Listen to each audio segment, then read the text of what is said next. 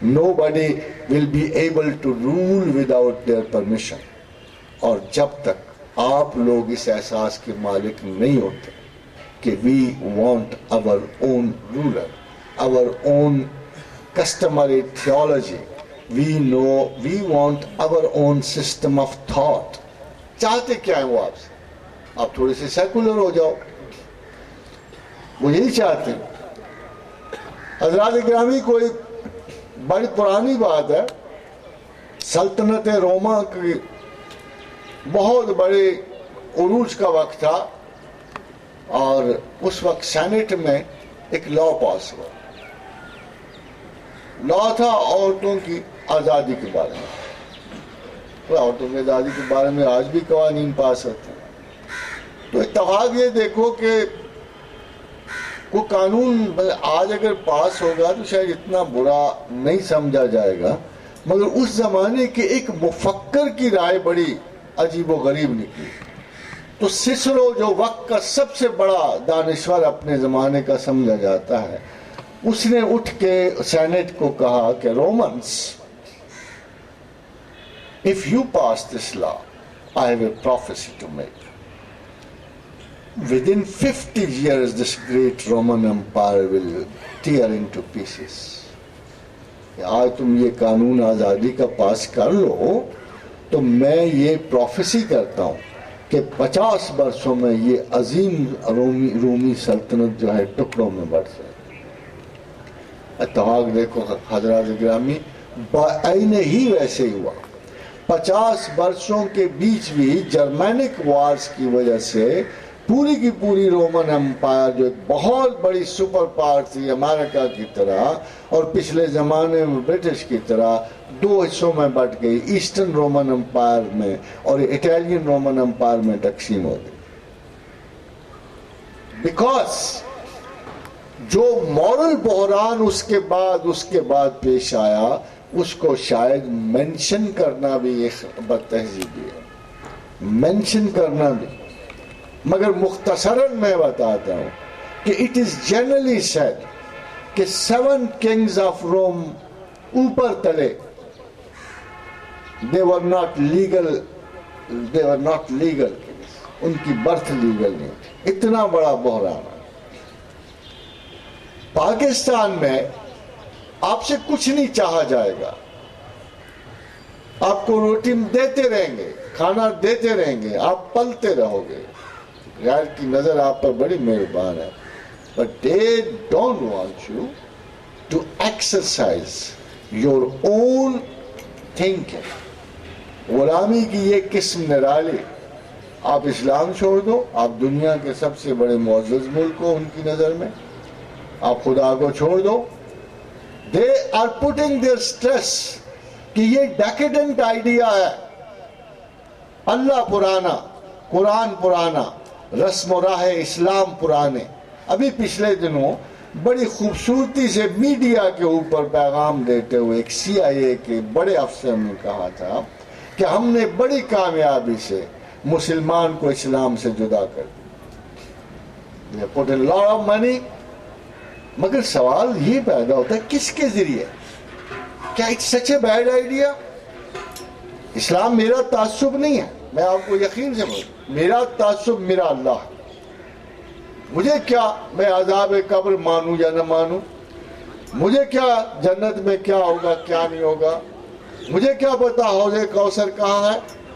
حضرات گرامی، میں اگر یہ باتیں مانتا ہوں تو اس لیے کہ نہیں ہے کہ میں نے کسی مذہبی سے سنا ہے، میں اس لیے مانتا ہوں کہ میں اللہ کو مانتا ہوں۔ اگر وہ کہے یہ نہیں ہے تو میں نہیں مانوں گا۔ بنیادی جو مذہب کی ترجیح ہے وہ خدا ہے، وہ اللہ ہے، وہ رسم و رواج نہیں ہے۔ اتریں گے تو رسم و رواج تک آئیں گے نا، نیچے آئیں گے تو نماز پڑھیں گے نا۔ کیا پہلا ہمارا ذہنی مقصد یہ نہیں ہے کہ اس عظمت کو چاہیں، اس بزرگ رب کو تلاش کریں، اس کے بارے میں ہمارے دل کچھ محسوس کریں؟ اگر ہم نے جذباتی ہونا ہے تو ہم اس کی محبت میں کیوں نہ ہوں؟ کیا خدا خوف سے ڈراتا ہے؟ کیا ہمیں زحمت دینے کی کوشش کر رہا ہے؟ کیا اس نے ہمیں مصیبتوں میں ڈالنے کے لیے کوئی اسپیشل شیڈیول بنایا ہوا ہے؟ وہ تو ایسا کچھ نہیں چاہتا. وہ تو آپ سے عقل ڈیمانڈ کرتا ہے, غور و فکر ڈیمانڈ کرتا ہے. وہ تو کہتا ہے میری تعلیم میں غیر کی تعلیم مکس نہ کرو. یا ایھا الذین آمنوا ادخلوا فی السلم کافۃ ولا تتبعوا خطوات الشیطان انہ لکم عدو مبین. بھائی کمال کی بات ہے, نماز آپ پڑھتے ہو, زکوٰۃ میں عذر ڈھونڈ رہے ہو, روزے آپ رکھ لیتے ہو, باقی مکروہات سے آپ رعایت طلب کرتے ہو, باقی آپ کو ڈیموکریسی اچھی لگ رہی ہے, پھر ڈیموکریسی پوری مان لو. اگر آپ کو ڈیموکریسی اچھی لگتی ہے تو پوری ڈیموکریسی مان لو.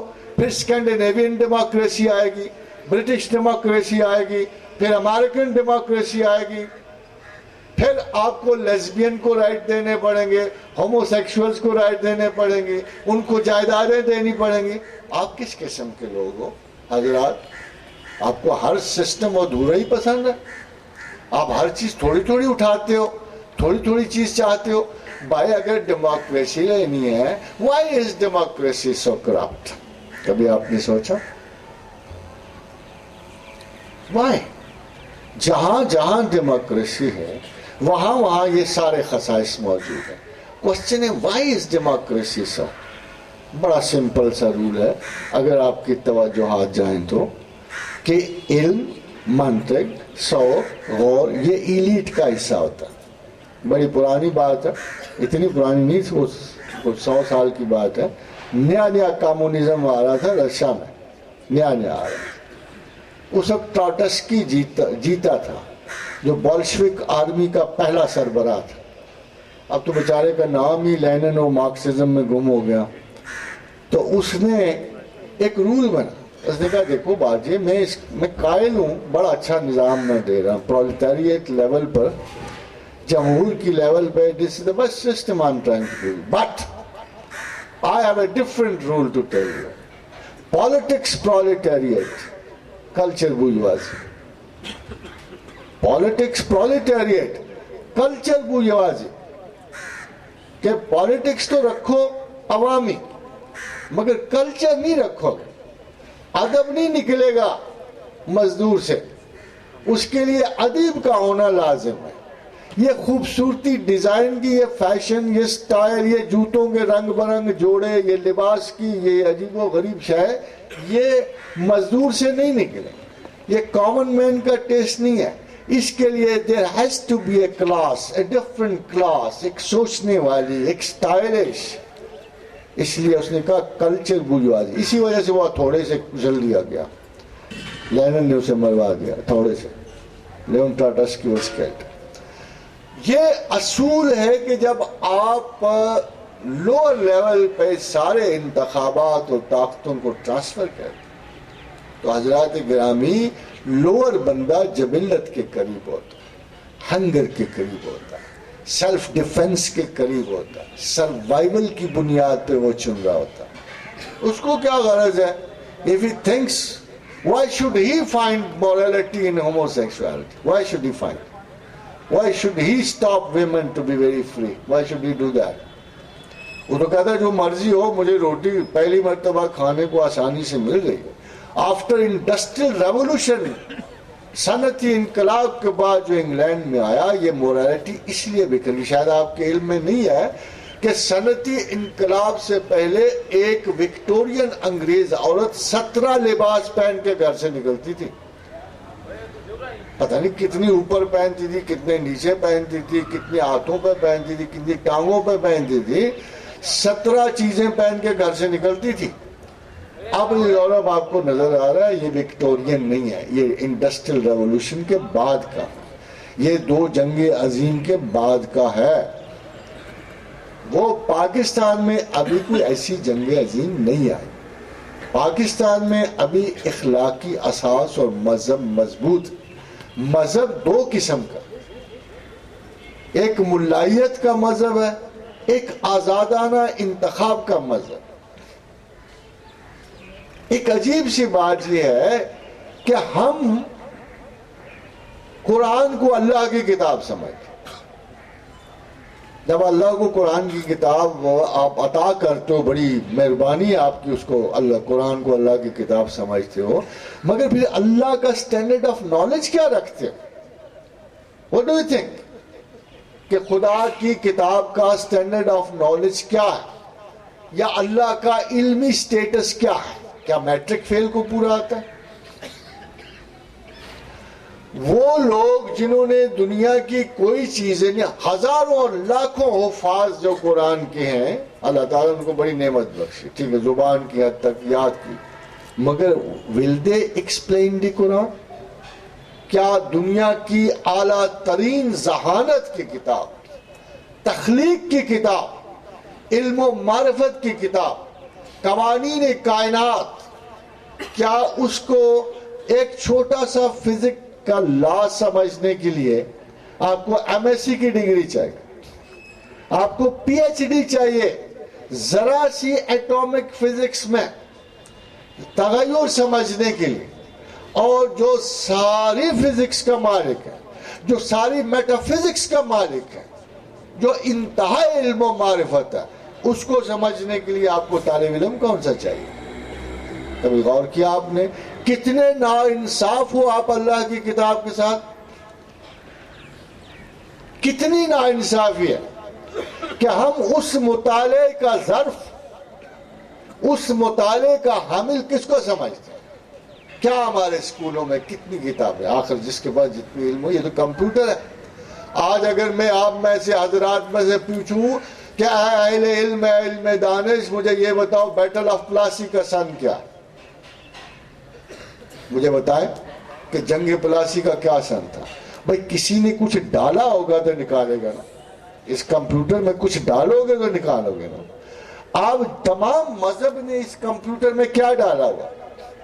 تفسیر جلالین، مابو قیمہ، پکی کچی روٹی ہے جی، بھائی ان کا کیا واسطہ ہے؟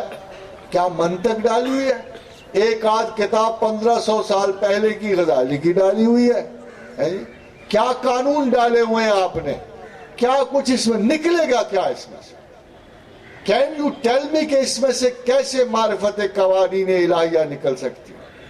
اگر آپ کی تعلیمی حدود اتنی مختصر ہے۔ ایک اور لطیفہ جاری ہے ادھر، ایک اور لطیفہ کہ جب یہ 2-4 کتابیں پڑھ کے، جو پڑھنے والوں کے نزدیک دنیا کی عظیم ترین کتابیں ہیں 2-4، جو یہ جو تھوڑی سی، مگر مصیبت یہ ہے کہ یہ ڈیکیڈنٹ اور متروک علم ہے۔ اگر آج کے اثاثے اکٹھے کیے جائیں تو یہ متروک علم ہے، یہ لیفٹ آؤٹ ہے۔ اب گریکس کے علم کی معرفت نہیں ہے، اصول موجود ہے، مگر اب لوگ رسل کو پڑھتے، وائٹ ہیڈ کو پڑھتے، نیٹشے اور فشتے کو پڑھتے ہیں۔ اب کوئی پیچھے جا کے بہت کم جو ہیں لوگ ریفرنسز اب ان کی یوز کرتے ہیں، because the modern physics is too advanced. کیا وہ فزکس تھی جس میں ٹولمی کہتا ہے کہ زمین مرکز کائنات ہے؟ یہ تو اس جگہ کے ہیں۔ پرانا علم تو بطلیموس کے اس فکر کو مانتا، یا سورج اگر محور کائنات ہے تو یہ کوپرنکس تو 1542 میں گزر گیا۔ ایک کتاب قرآن کی جو ہے، وہ کتاب یہ فیصلہ نہیں دیتی ہے، نہ وہ بطلیموس کا ساتھ دیتی ہے، نہ وہ کوپرنکس کا ساتھ دیتی ہے، وہ تو قانون ہی علیحدہ دیتا ہے۔ کلو یجری الی اجل مسمی، اس کائنات میں ہر چیز چل رہی ہے، کلو یجری، ٹوٹل لا ہے۔ اس قانون کو 20ویں صدی میں پروفیسر جیمز جین سمجھ رہا ہے، آج کے دن سمجھ رہا ہے کہ جو یہ کہہ رہا ہے every thing is moving in the universe. حضرات گرامی، آپ کس کو تفسیر عطا کر رہے ہیں؟ اگر قرآن یہ کہتا ہے، اگر اللہ اپنی کتاب میں یہ کہتا ہے وَالسَّمَاءِ بَنَيْنَهَا بِأَيْدٍ وَإِنَّا لِمُوسِعُونَ، کہ ہم نے کائنات کو زور و بازو سے بنایا ہے، آسمانوں کو ہم انہیں وسعت دے رہے ہیں، تو کوئی عالم اس کی تصدیق نہیں کر سکتا، کوئی دانشور نہیں تخصیص کرتا اس کی۔ ہاں آئنسٹائن کرے گا، آئنسٹائن کرے گا جس نے اپنی زندگی کے غور و خوض کے بعد ریلیٹیوٹی دریافت کرنے کے بعد قرآن کی اس آیت کی تصدیق کی ہے کہ the universe is expanding وَإِنَّ لِمُوسِنَ. اب آپ پیچھے ہٹ کے نہیں آپ تصدیق طلب کر سکتے. You got to know. آپ علم کی اس جہت کو آپ کو تلاش کرنی ہے جہاں قرآنی صداقتیں چاہے مسلم ہو غیر مسلم ہو کسی پہ بھی قرآنی صداقت کا طلوع ہوگا تو وہ عالم ہوگا. وہ عالم نہیں ہوگا. کمال کی بات ہے چھوٹے چھوٹے مدرسے چھوٹے چھوٹے 2-4 کتابیں نکلنے والے وہ جو دنیا اور مافیا کے قانون دریافت کرتے ہیں ان کے نام کے ساتھ کچھ بھی نہیں لگتا. آج تک آئنسٹائن کے نام کے ساتھ کچھ نہیں لگا. آج تک اس کا پورا نام نہیں کسی کو پتا. سارے آئنسٹائن کہہ کے پوری تسلی. اور ادھر جو ماشاءاللہ چھوٹے سے اسکول 3 کتابوں کے حافظ علامۃ العصر خطیب اہل سنت جناب مجتمع العلوم ثانویہ اور یہ وہ اتنے ساری لمبی لائن کے بعد ایک چوہا نکل آتا. کیا یہ طریقہ علم ہے؟ یہ طریقہ اللہ کو پسند ہو سکتا ہے اس مملکت میں اس خدا کی زمین پر؟ کیا اللہ اس قسم کی نالج کو پریفر کرتا ہے؟ کیا رسول اس قسم کی نالج کو پریفر کرتے ہیں صلی اللہ علیہ وآلہ وسلم؟ زمین و آسمان میں خدا علم کی تخلیق کے بعد جتنی آرزو رکھتا ہے کہ لوگ علم والے جو ہیں میری طرف آئیں. انما یخشی اللہ من عبادہ العلماء. کیا عالم کی تفسیر نہیں آتی؟ کیا ہمیں نہیں پتا عالم کون ہے؟ کیا ہمیں نہیں پتا کہ جو دنیا کی وہ عالم کی تعریف بھی پروردگار عالم نے قرآن حکیم میں کی؟ اپنے محبوب ترین بندوں کی تعریف کرتے ہوئے کہتا ہے الذین یذکرون اللہ قیاما وقعودا وعلی جنوبہم. کھڑے بیٹھے کروٹوں. یہ شرط اول ہے کہ وہ اپنی پرائیورٹی اپنے تقدم کا خیال کرتے ہیں. ان کے لیے خدا سے اہم تر کوئی حقیقت نہیں. وہ اپنے اللہ کی یاد میں صبح و شام ہمیشہ مصروف رہتے ہیں. الذین یذکرون اللہ قیاما وقعودا وعلی جنوبہم. خالی یہ نہیں وَيَتَفَكَّرُونَ فِي خَلْقِ السَّمَاوَاتِ وَالْأَرْضِ. خالی یہ نہیں خالی ذکر نہیں صبح و شام زمین و آسمان میں جملہ تخلیقات پر غور کرتے اس کے اوریجن آف اسپیسی جاننے کی کوشش کرتے. وہ کوشش کرتی ہیں کہ قرآن کے جو علمی نکات ہیں وہ حقائق کی دنیا میں روشن ہو منور ہو. پاکستان کا تو طریقہ کاری الٹا ہوا ہے. جملہ اسباب پاکستان صنعت افواہ سازی پہ مشتمل سارے کے ساتھ. all the time we are afraid. We are the only people who lack confidence in us, in our country, in our leaders. بحران ہی بحران. مگر ایسا نہیں ہے. پاکستان کی ایک بننے کی وجہ ہے. پاکستان قائد اعظم نے ضرور اس میں اپنا ہمت کی مگر قائد اعظم کو کیوں چنا گیا؟ آخر قائد اعظم میں کیا وصف تھا؟